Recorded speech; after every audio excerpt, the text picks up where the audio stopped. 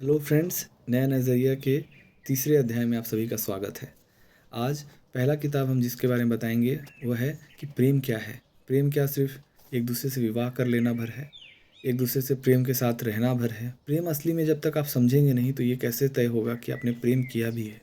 प्रेम का मतलब होता है एक दूसरे को आज़ादी देना, सत्य देना, जीवन भर साथ रहना तो ठीक है, लेकिन अगर आप उसको बंधन में रख भी रहे हैं तो वो ऐसा बंधन हो जो उसको सत्य तक ले जाए, उसे ऊंचाई दे, बांध के ना रखे। तो वो प्रेम को समझने के लिए आपको नदी के द्वीप पढ़ने की ज़रूरत है, जिसे अज्ञे ने लिखा है कि कभी कभी साथी को पुल भी बनना पड़ता है अपने साथी को पार करने के लिए। ठीक है। दूसरा बुक है आदिवासियत और मैं, जो कि जयपाल सिंह मुंडा की बायोग्राफी है, ऑटोबायोग्राफी है। और इनको पढ़ने के बाद आपको समझ में आएगा कि समाज में सेलिब्रिटी कैसे चाहिए। जैसा कि आप जानते हैं कि वो एक हॉकी प्लेयर थे, गोल्ड मेडल लाया था भारत ने।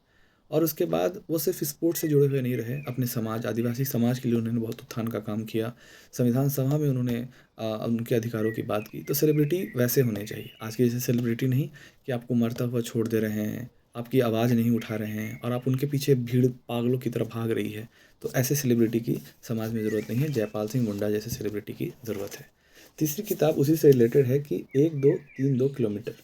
इसे विनोद कापड़ी ने लिखा है। ये कोविड के दौरान जो महामारी जो फैली, उसके बाद जो माइग्रेंट्स लेबर उत्तर प्रदेश, मुंबई इस जगह से आ रहे थे, बिहार उत्तर प्रदेश के लोगों जो बाहर काम करने जाते हैं वो साइकिल से जो आए, तो इसमें कहानी उसी के बारे में बताई गई है कि कैसे जलवायु परिवर्तन का सबसे ज़्यादा नुकसान अगर कोई उठाता है तो निम्न वर्ग उठाता है, जानवर उठाते हैं। ये सब किसी से छुपा हुआ नहीं है, हम सब ने देखा है कि अमीरों को उतना फ़र्क नहीं पड़ा।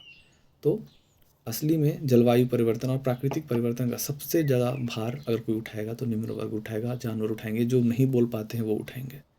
तो अंत में आप लोगों को ये तीनों किताबों की अगर डिटेल समरी चाहिए तो आपको अध्याय 7, अध्याय 8 और 9 देखनी चाहिए। तो आज के लिए इतना ही। धन्यवाद।